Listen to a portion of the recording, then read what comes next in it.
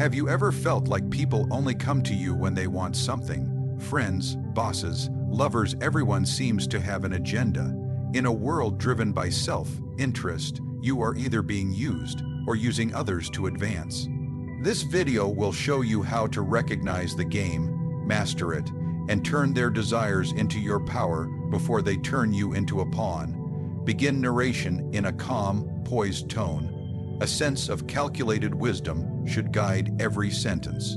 This is not passion, this is power speaking in measured breath. Listen carefully. Strip away every illusion society has sold you: the illusion of loyalty, the illusion of unconditional love, the illusion of pure friendship. All these masks are fragile. Beneath them, the only law that governs human behavior is self-interest, not morality, not affection, not virtue. Self-interest is the architect behind every gesture, every compliment, every connection you've ever known. The man who flatters you wants something. The woman who smiles at you seeks something. Even the friend who checks on you when you're down, observe closely, and you will see the subtle currency being exchanged. Maybe it's access, maybe it's reputation, maybe it's the satisfaction of appearing kind while feeding their ego, but never assume it's selfless. People are not wired for selflessness. They are wired for survival. Even in kindness, there is calculation. The mother nurtures her child not because she's a saint, but because her legacy is stitched to that child's success.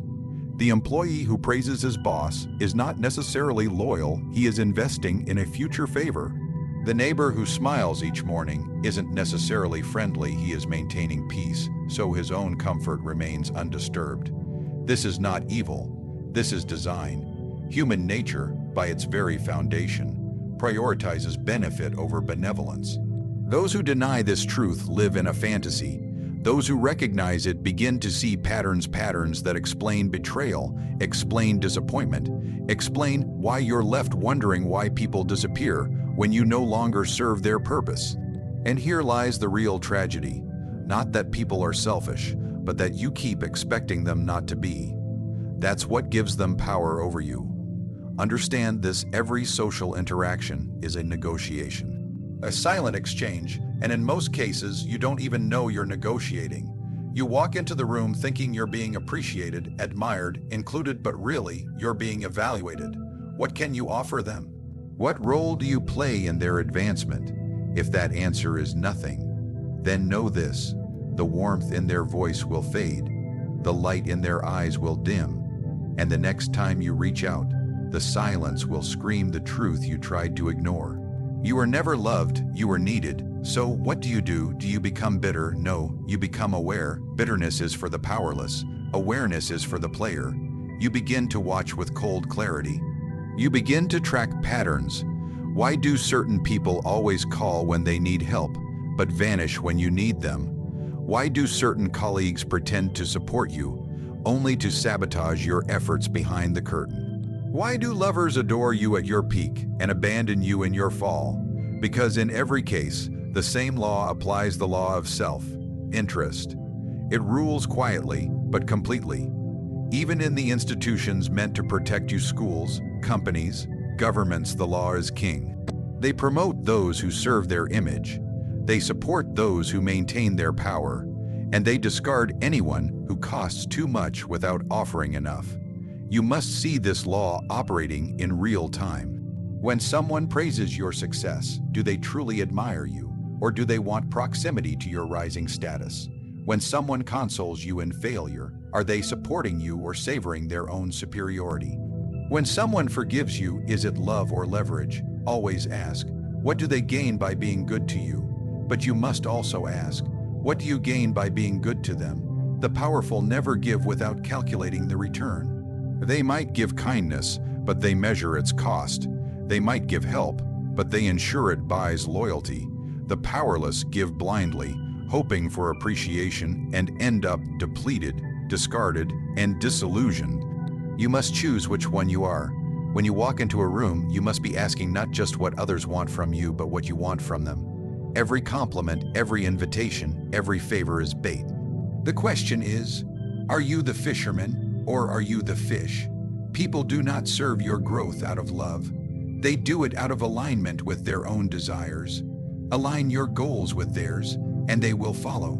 Step out of usefulness, and they will forget your name. This is not coldness, it is precision. It is how the world works beneath the lies.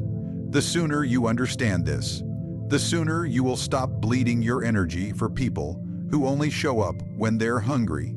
You are not a vessel for other people's convenience. You are not a solution for their laziness. You are not a tool for their ambition. If they seek you, let it be because you have made yourself valuable, not because you made yourself available. If they want your presence, let it cost them something. And if they want your loyalty, make them prove they deserve it. Because when you begin to see the world through the lens of self-interest, you stop being a victim and start becoming a strategist. Let me tell you a truth most never understand. It's not your actual worth that commands the world, it's what the world perceives your worth to be. Power is not earned through effort alone. It's earned by controlling perception. You may be the most skilled, the most loyal, the most intelligent, but if people don't believe they need you, you are invisible. If they think they can access you whenever they wish, you become disposable. Understand this: your true value is irrelevant unless it is perceived as scarce. The world is not fair. It doesn't reward who you are. It rewards who you appear to be, and those who master that illusion control those who don't. You must stop giving yourself away so easily. Most people trade their value too cheaply out of desperation for approval, fear of rejection, or the naive desire to be liked. They speak too much, give too fast, work too hard for those who would drop them the moment their use expires. They reveal their knowledge to prove they're smart. They offer help before it's asked. They make themselves constantly available, and in doing so, they lose the one thing more powerful than talent: mystique. People do not value what they can access freely. The human mind is wired to chase what it cannot easily grasp. The rare is desired, the elusive is respected, the distant is pursued. If you want to be wanted, don't give all of yourself. Give glimpses. Let them wonder what you're really thinking. Let them question how far your influence reaches. Let them speculate about your connections, your network, your capacity. You must become a symbol of possibility, not a servant of convenience. When someone approaches you for help, don't always say yes. When someone demands your time, make them wait. When someone flatters you, don't rush to reciprocate. Every time you withhold, your perceived value increases. Every time you give less than expected, you make them crave more. And once they are craving, they are no longer in control. You are. Your skills, your energy, your presence, these are currencies. And like money, if they are constantly in circulation, they lose their worth. But if you treat them like rare treasures, people will compete to earn them. The more selective you are, the more powerful you become. They will interpret your silence as strength, your delay as dominance, your mystery as mastery. Even your weaknesses, when framed correctly, can serve your image. Show too much vulnerability and they'll pity you. Show just enough to humanize yourself and they'll mistake it for depth. Reveal one flaw strategically and they'll assume you're honest while hiding your true leverage behind layers they'll never reach. Never forget, people believe what they feel more than what they see. So your goal is to make them feel that you are essential, not by over-explaining, not by proving, but by positioning. Be seen in powerful rooms. Speak less but with weight. Work not harder, but in silence. Let others discover your wins without your voice. The less you announce, the more they'll assume. In conversation, control tempo. Let silence intimidate.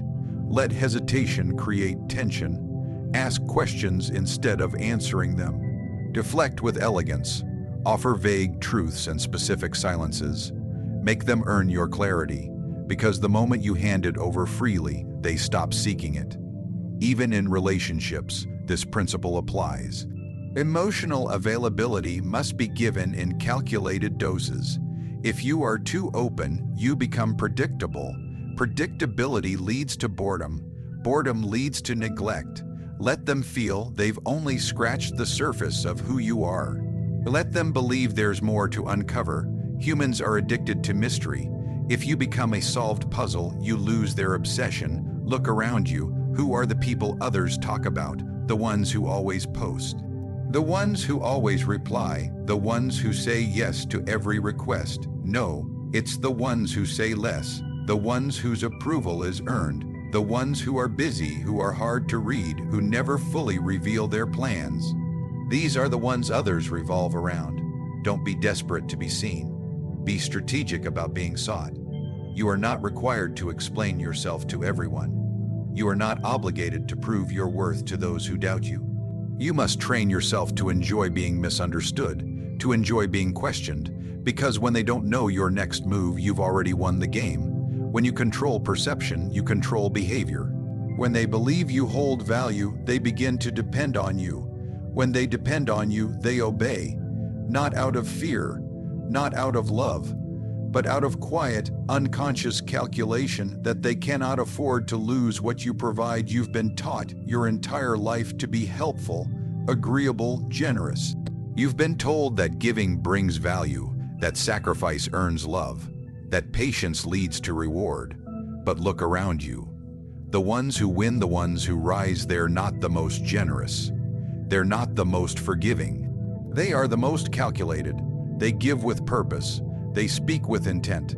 They never serve unless they gain, and they never let others feed while they starve.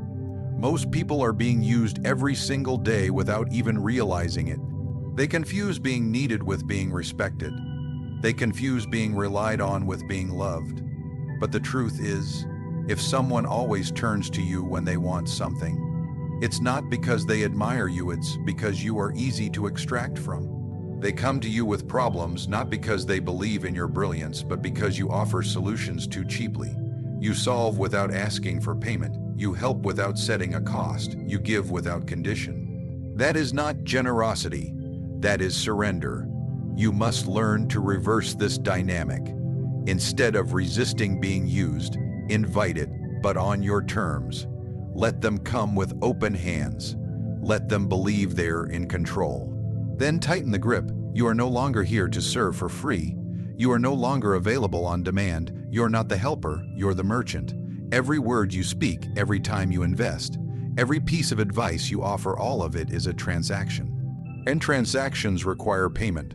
What does that payment look like? Sometimes it's not money, it's influence, it's access, it's leverage. It's making sure the next time you ask, they don't say no, because now they owe you.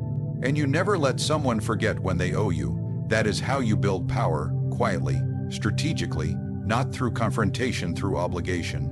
Most people fear being seen as manipulative, but the truth is, everyone is manipulating, whether they know it or not. The only difference is that most people are bad at it. They manipulate without control. They act on emotion, not strategy. But if you can detach, if you can rise above guilt and learn to watch human behavior without illusion, you will start to see the strings. And once you see them, you can pull them. You must understand what people want from you before they even open their mouths. Everyone has a hunger. Everyone has a weakness. Your job is to identify it. Some want validation. Others want connection. Some want your time, your skills, your resources. Some just want to use your reputation to shine brighter in your light. Find their hunger, then offer them the illusion of a feast.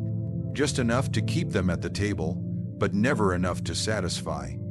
That's how control is maintained, not by giving all at once, but by feeding their appetite just slowly enough that they stay dependent. It's not enough to withhold. You must also watch who they are when they don't get what they want. That's when the mask drops. That's when their true face is revealed. The ones who turn cold when you set a boundary were never loyal to begin with. The ones who vanish when you stop giving were never real. Let them go. The ones who remain are those who understand the game and respect the rules. Those are the ones you can use in return. And yes, you should use them. Not out of cruelty, but out of necessity. Because if you don't use others, they will use you. And the ones who pretend otherwise, who claim to act from purity and principle, are either lying or losing. In a world built on self-interest, pretending to be selfless is not noble. It's suicidal. There is a power in making people chase you. Make them earn your presence. Make them prove their worth. Make them invest first. And once they do, never give them more than they gave you. Equality is not safety. Superiority is. Always stay one step ahead. If they think they're playing you, let them believe it right up until you close the door and cash in the favor. Let them walk into your trap smiling, thinking they're in control. Because power is sweetest when it's invisible, when they don't realize they've been outplayed until it's far too late. This is not about cruelty. It's about clarity. You were born into a world that functions like a board game. The ones who win are not the ones who hope.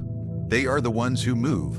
And you must move now not with kindness alone, but with cunning. Not with giving, but with guiding. Not by being the most liked, but by being the most needed, the most respected. The most feared silence is not weakness. Invisibility is not absence. The most powerful figures in history rarely raised their voice, rarely explained themselves, and rarely revealed what they were truly thinking. Because those who reveal everything become predictable. And the predictable are easy to manipulate. If people always know your next move, they can plan against you. But when they can't read you, they begin to fear you. That fear becomes respect, and that respect becomes power. You do not need to be loud to be dangerous. You do not need to be known to be influential. You only need to control what people think they know about you. That is the power of mystery. That is the leverage of scarcity. Make your presence rare, and they will chase it.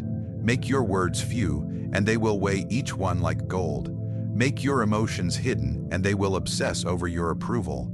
The more you give, the less you are valued. The less you give, the more you are feared. You must train yourself to say less than you want. Speak only what is necessary. Withhold what is obvious. Let others reveal themselves while you observe in silence. Most people talk too much, hoping to connect, hoping to impress. But every word they say is a brick in the prison they build around themselves. You, on the other hand, must remain undefined. The undefined cannot be attacked.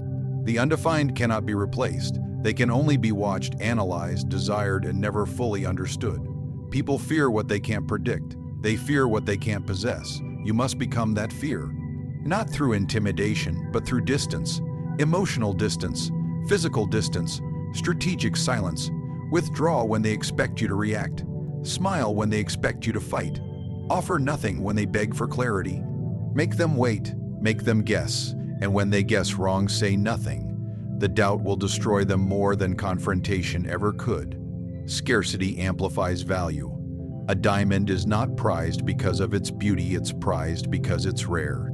Your time must be rare, your attention must be rare, your favor must be rare. Most people hand out their energy like candy, hoping it earns affection, but affection fades, respect remains. If you are always available, always responsive, always eager, you will be overlooked. But if you are difficult to access, if your time feels like a gift, if your presence feels earned, you will be seen as irreplaceable. They will tell you to be authentic, but authenticity without control is self-sabotage. They will tell you to be open, but openness without boundaries is vulnerability. You are not here to be known. You are here to be followed, and no one follows what they fully understand. They follow what they admire, what they envy, what they fear, and all three are built on the unknown. You must learn the art of disappearing at the right moment. Leave before they tire of you. End the conversation while they still want more. Pull back your energy when they begin to take it for granted. Never be predictable, never be consistent. Let your rhythm change, let your silence confuse them. Let your absence teach them what your presence truly meant. Do not explain yourself. Do not justify your decisions. Let the consequences of your choices be the only answer they receive. The more you explain, the more they dissect. The more you talk, the more they devalue. And once devalued, it is nearly impossible to reclaim their awe. Keep them wondering, keep them waiting, keep them wanting, because as long as they want more, you remain in control. Even in relationships, this principle applies. Emotional intimacy must be measured. Too much openness breeds dependency. Too much affection breeds expectation. You must give just enough to create attachment, but not enough to satisfy it. When they feel they almost have you but not fully, they will chase. They will prove, they will compete, and in competing for you, they exalt you. If they think they fully understand your boundaries, change them. If they expect you to forgive, withhold it. If they think you will stay, step away. Confusion breeds obsession. Certainty breeds complacency. People treat with caution what they do not understand. Be that caution. Be that force they hesitate to offend, because they don't know what your silence means. They don't know how far your reach goes. They don't know who you speak to in the shadows. They don't know what you're planning next, and that is your advantage. You were not born to be ordinary. Ordinary is exposed. Ordinary is overused. You must become a legend in their minds, and legends are never fully seen. They are felt, they are remembered, they are spoken about in whispers and warnings. That is the result of controlled mystery. That is the reward of weaponized scarcity.